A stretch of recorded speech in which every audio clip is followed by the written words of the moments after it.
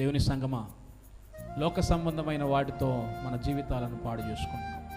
మన జీవితాల్లో గురి దేవుడు క్రీస్తును మనకిచ్చాడు. ఆయనను ఉచితంగా మన జీవితాల్లో పంపినప్పుడు ఆయనను సంపాదించుకోవాల్సినటువంటి భారం మన పైన ఉంది. ఎలా వస్తుంది ఈ బుద్ధి జ్ఞానముల సర్వసంపద? ఆయనలో గుప్తమైనవన్నీ కూడా మనకు దొరకాలి అంటే మనం దేవుని కొరకు అంత ఆసక్తి కలిగిన వారుగా ఉండాలి.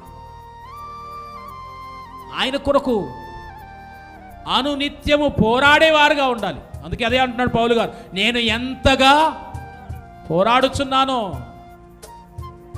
ఎందుకోసం పోరాడుతున్నావయ్యా? క్రీస్తును సంపాదించుకోవాలని పోరాడుతున్నాను. క్రీస్తులో ఉన్న గుప్త నిధి బుద్ధి జ్ఞానముల సర్వ సంపదల కొరకు పోరాడుతున్నాను. అందుకే దేని పిల్లలు మనం ప్రభును, ఆయనలో ఉన్న జ్ఞానమును, ఆయనలో ఉన్న సంపదను, ఆత్మ సంబంధమైన ఇవన్నిటినీ కూడా మన జీవితాల్లో కలిగి ఉండాలంటే పోరాటమే. క్రైస్తవ జీవితం పోరాటం. ఇది ఆచారం కాదు. ఇదేదో గంట సేపు వెళ్ళి వాక్యం విని వచ్చే ఆచారం కాదు. అనుదినము నీ ప్రభువు నీ యందు ఘనపరచబడాలి. నీ మాటలో, నీ ప్రవర్తనలో యేసుక్రీస్తు ప్రభుల వారు కనబడాలి లోకానికి. లోకాన్ని సంపాదిస్తే ఆ లోకము మిమ్మల్ని నెమ్మదితో బ్రతకనివ్వదు, సుఖముతో బ్రతకనివ్వదు, సమాధానముతో బ్రతకనివ్వదు.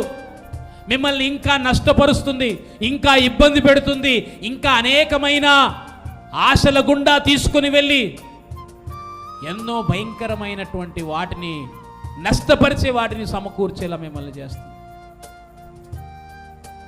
అందుకే వాటి కొరకు కాకుండా బుద్ధి జ్ఞానముల సర్వ సంపద అయినటువంటి క్రీస్తును సంపాదించుకొనండి అంట. దేవుని సంగమా, ఇదే తాత్పర్యం. నీ ప్రాణాన్ని నష్టపరుచుకోకు, నిన్ను నీవు నష్టపరుచుకోకు. సర్వలోకాన్ని సంపాదిస్తే లాభము లేదు. నీవు సంపాదించవలసింది నీ ప్రభువును,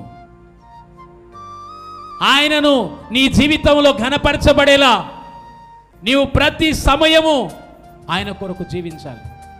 ప్రతి గడియ ఆయనను సంపాదించడానికి మనము పరిగెత్తాలి. ఎందుకంటే ఆయనలో బహుమానం ఉంది, మనకు గొప్ప బహుమానం ఉంది. ఈ తాత్పర్యం మీరు మర్చిపోకూడదు అంటున్నాడు. అందుకని సమస్తమును నేను నష్టముగా ఎంచుకుంటాను.